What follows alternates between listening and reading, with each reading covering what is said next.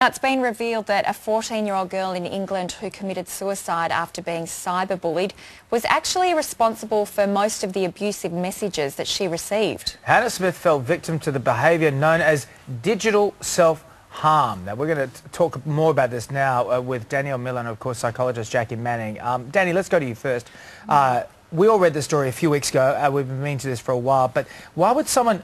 It's fascinating. Why would she do this to herself? And tell us a little bit about what happened for those people who don't know. Yeah. Look, Hannah was badly bullied on the social networking platform Ask FM, which is a particularly problematic site because it allows people to anonymously post questions or to make comments. And so you can imagine that it really does tend to bring out the vicious side of humanity.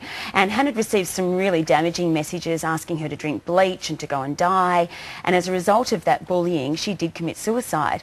But further investigation found that she was actually sending those messages to herself. And so this is a relatively new phenomena in terms of seeing this in the digital space, and it's really indicative of that young person really crying out for help and needing attention and support. So it's something that as parents we need to be very vigilant about, and I think unfortunately a lot of parents just aren't monitoring what their kids are doing online.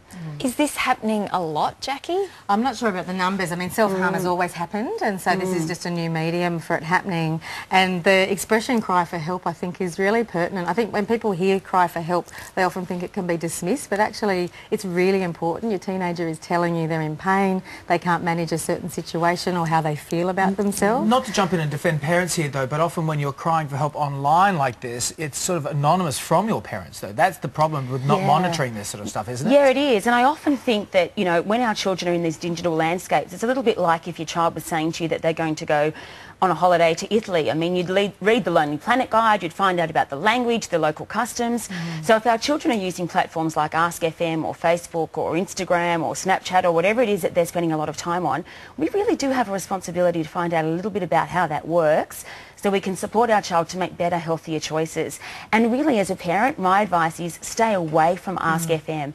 It's particularly... a toxic website. It really is. I mean, because it's anonymous, so often the questions asked of girls... Is it something that the kids yeah, are... it's big. And, you know, quite often, because it is anonymous, it's a platform for sexual predators also to ask questions of young girls, very sexual, private questions.